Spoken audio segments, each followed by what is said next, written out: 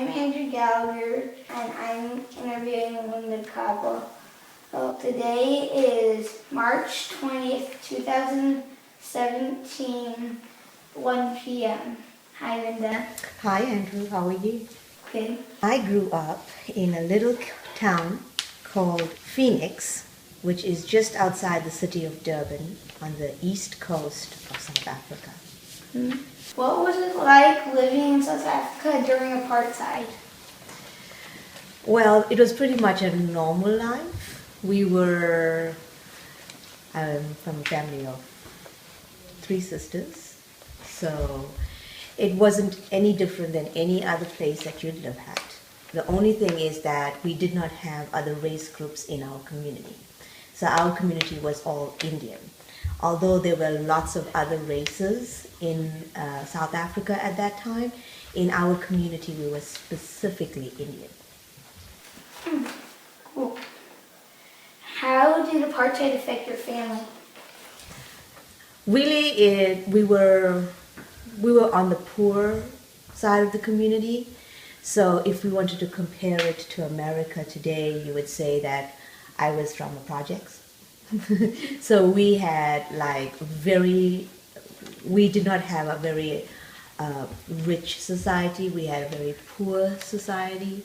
The community was poor. We didn't get enough money for our education.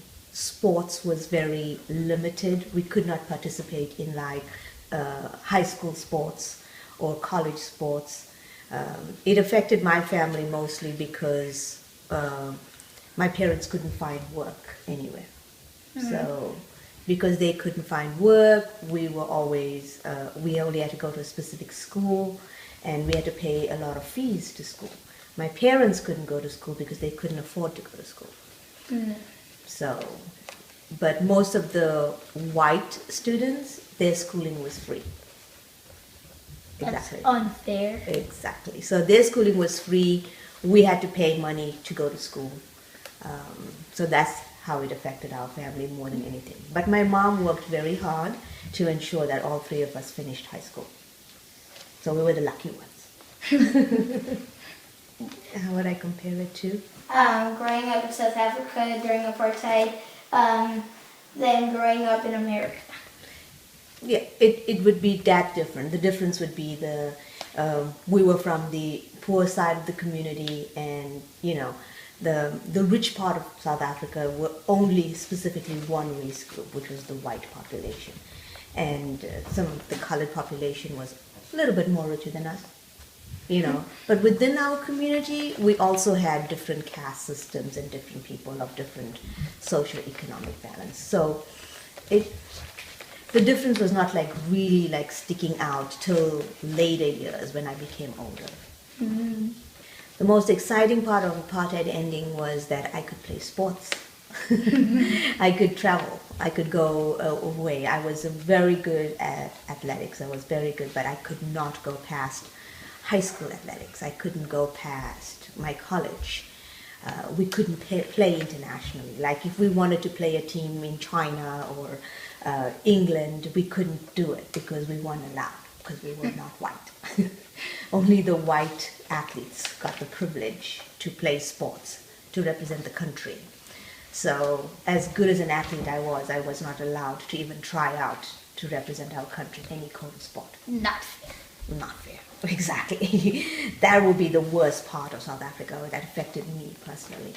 F.W. de Klerk was one of the first presidents of the ruling party to open the way so that South Africa could become a democracy. He opened up negotiations with the leader of the ANC, Nelson Mandela, and because he opened that door, he has become one part of the heroes and part of the forward-thinking leaders that initiated the break in apartheid and South Africa to move forward to becoming a democracy.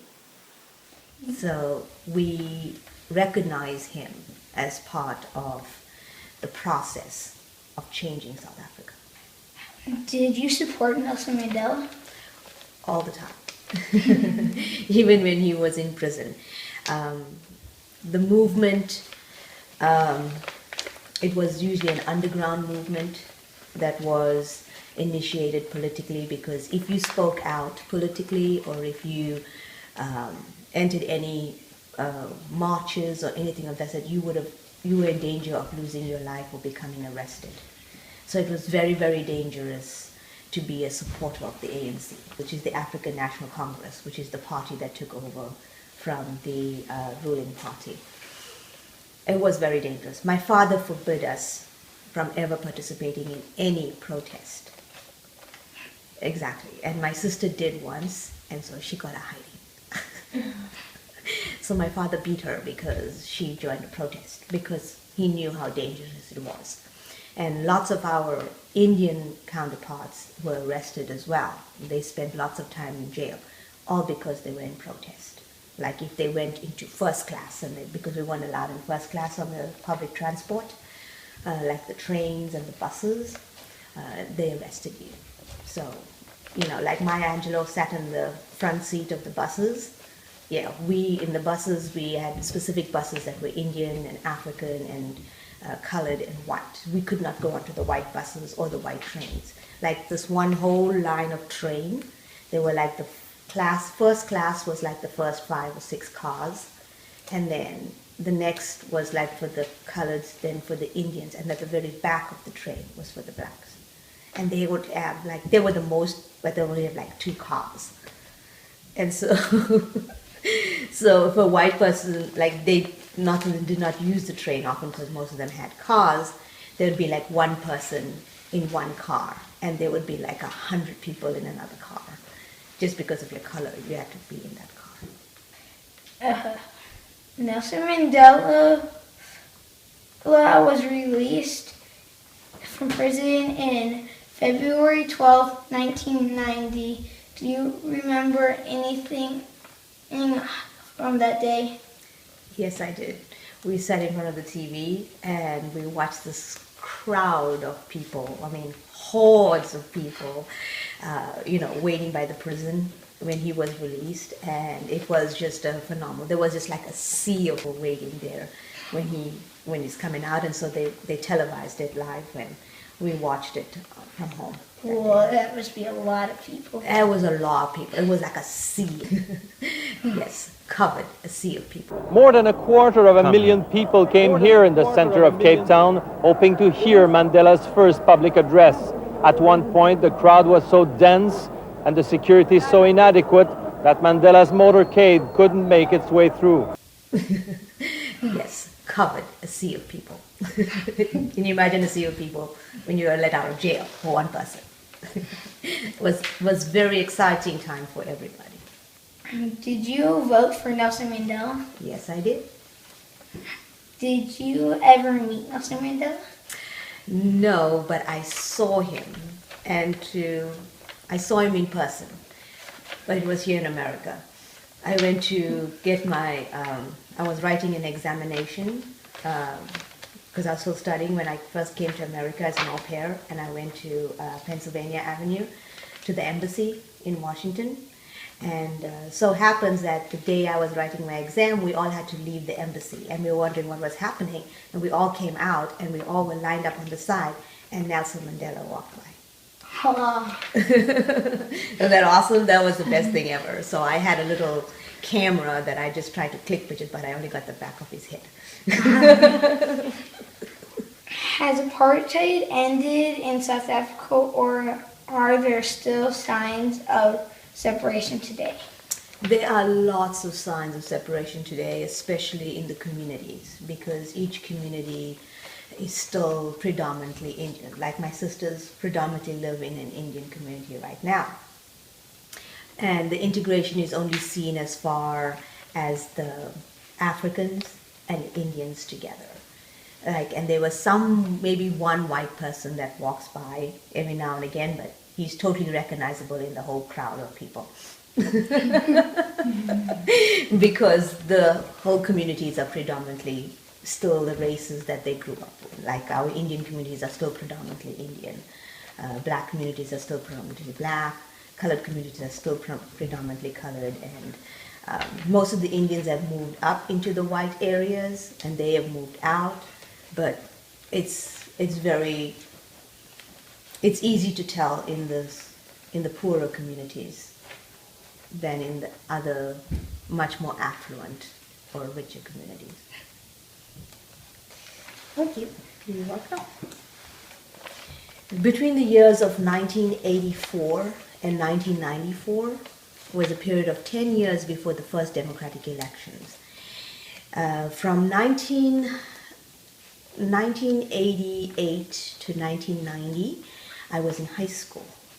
During high school, we had to help with the movement. It was called a movement.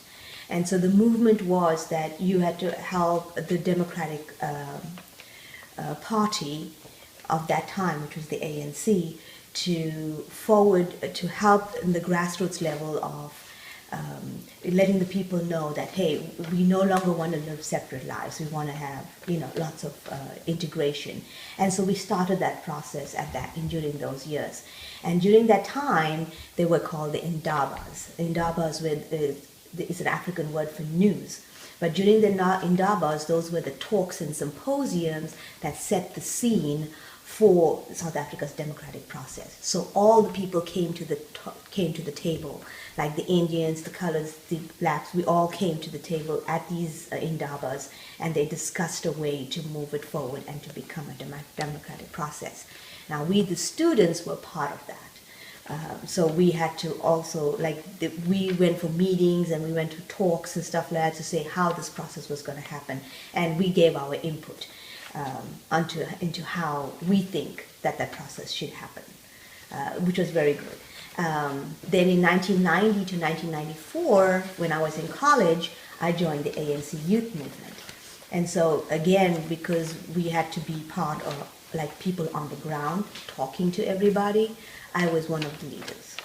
It was very fun. We went for lots of protests, lots of marches. You learned the whole jive. Did you know the Mandela jive? No. I gotta teach you the Mandela jive. So there's the Mandela jive, and then there's the protest jive. When you're protesting and you're marching around, you have to do this dance, right? And lots of the Africans, they carried what is called a stick, which is called a knob kiri, okay, and a shield. And it was symbolic because the stick and the shield were that we will defend ourselves and we will defend our honor and we will defend our land. So that was the shield and the knob kiri. Mm. So, and we marched. I mean, there were peaceful protests. And, I also forgot to mention that Mahatma Gandhi was part of this process. Did you know that? No. He left India and he came to South Africa, and that's how our Indian community got involved in the movement. And he was one of the very first peaceful resistors, because he went and sat in first class and he got thrown out of the train. No. So in Johannesburg, my sisters live in a town called Lenasia, and Mahatma Gandhi had a house there in Lenasia. And his grandchildren live his great-grandchildren live in Durban, in a town called Verulam. And one of his great-grandsons was my manager of my volleyball team when I played volleyball in South Africa. Wow. Yeah. So it was pretty cool to know Mahatma Gandhi in that way, but him and his family were still pretty much very involved in the community, trying to move the process forward towards democracy. And he was one that initiated what is called peaceful protest. And all Indians are known for that right now. You should watch a documentary. There's a documentary on that. Well, thank you. Are you going to do one of your chants? Oh, no. I don't remember my chants. Oh, I don't know. I remember there's so many. During 1990 to 1994, all protests became legal. That was part of the process that we were discussing, and when the Indabas came. So they were allowed to protest and allowed to march. when I became a teacher, I joined SATU, which was the South African Democratic Teachers Union. And there I was the leader of the SATU chapter as well. And there again, we ended up in more talks and more meetings and lots of meetings. The process was long, but they managed it. We managed it very well. Thank you. You're welcome. I'm glad to talk to you. I'm glad to. I'm going to teach you the Mandela Jive, okay? What? I'm going to teach you the Mandela Jive. So when Mandela won the elections the very first time, and so you put his hand on his side like this, okay? And then you step with your left and then step with your right. Okay, so and that's what he did. He did the jive. And the whole country did the Mandela Jive when he was president of South Africa. Was that cool?